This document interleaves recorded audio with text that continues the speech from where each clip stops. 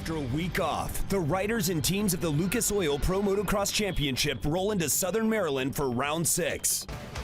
About a half hour south of Washington, D.C., we are in Southern Maryland for the GEICO Motorcycle Budds Creek National, the halfway point of the Lucas Oil Pro Motocross Championship, sanctioned by AMA Pro Racing.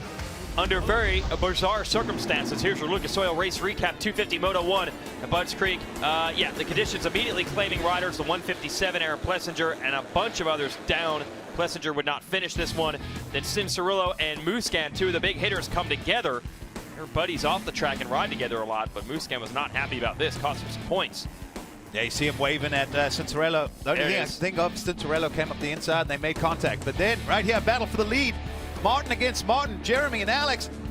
J-Mart takes the lead from his brother, keeping those goggles on, really helping with vision. You see Alex having to back off, avoid the roost, and then right here, we're not sure what happens. I think just an innocent stall, but just enough to allow his brother to get through. And he kept looking over saying, is that really Jeremy? Is that the leader? Is he done?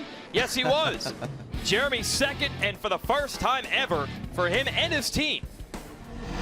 Martin, as he's figured, finished second and first. Osborne holds on for another podium. Musquin salvages seventh. Rear brake. Explain why that goes out in the mud. Well, a lot of times these brakes, they're actually vented. In other words, they've got grooves in them that are cut out. That helps with cooling and just less surface. But the problem is, sometimes when it gets too muddy, the mud gets caught up in there, and basically the brake pads, when they close, they've got sand and mud in there, so it's like sandpaper. So where's the brake pads at like 10 times the rate? A lot of times these teams will put a solid disc on. I'm sure they'll get that sorted out for the second moto. In this final 250 moto of the day, it was crazy. Adam Cianciarulo here in the green, number 50, grabs the whole shot. Yeah, the track is messy. You can see the mud starts flying. A couple riders went down. Marvin Musquin on the 25 gets to second, putting some heat on AC, and then Adam dumps it and allows Musquin to take the lead away. Cianciarulo had a bad lap after that, and that would allow Jeremy Martin to catch him. But then Martin would make some mistakes and go backwards. Through all this, Musquin pulls away, wins the moto, but he finished 7th in the first moto earlier in the day. So you're figuring no chance he's going to win the overall, but everyone else had problems. Jeremy Martin slipped back to 6th. Alex Martin finished 7th. When you add that all up, that makes Musquin today's winner with a 7th and a 1st. That was the best overall combined score. Cianciarulo finishes 2nd. Alex 2nd overall. So close. Here's your overall results. How about that? Who would have thought it would come down to 7th? But that's what happens in these mud races. 7-1 for the overall, and Jeremy not quite able to get up there, but still a good solid points day.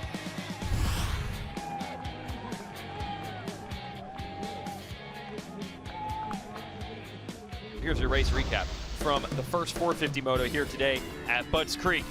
Ken Roczen, aggressive move here. Had to get around Christophe Pourcel because he wanted to run with Ryan Dungey, who is leading this thing right from the start. But what's surprising is late in the race, Roczen having his troubles, and Pourcel would repass him with about 2 laps to go, take second place away. That was really committed right there. Just grabbed a handful down the hill, got to the inside, made the pass. But for Roczen, his troubles would continue. Now you see Barcia and Baggett lining up. And look at this, just a power slide up the inside in the mud. Bam Bam gets it through. And Baggett also behind Roczen would make the pass, pushing the champ from 2nd to 5th. And through it all, Ryan Dungey led every single inch of it. Motosport.com whole shot all the way through to the checkered flag. Here are your results from this moto. We mentioned that Pourcel and Barcia pushed, and Baggett pushed Roczen to 5th. Tickle, his teammate, holds on for 6th. Anderson, not a good start, ends up 7th. Will Hahn in the top 10 again. And Brayton wins that battle with Pike to finish 9th.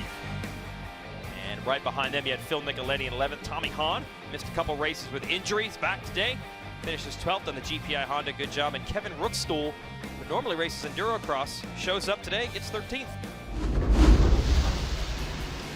They didn't even think they'd get this race in at one point. It was so muddy and rainy. Skies cleared, we went for it. And yeah, there was still some mud out there, but this is typical motocross. Justin Barcia to the early lead. Ryan Dungey in 2nd, throws it away, did not get over that first jump.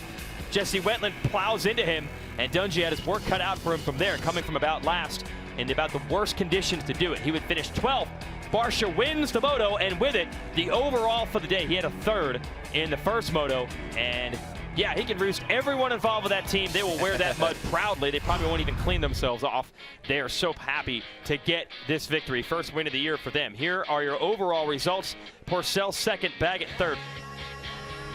Here's the points. I cannot believe this. Through all the drama, Dungey and Roczen each scored 34 points today. No change in the standings. Barcia, though, up to third.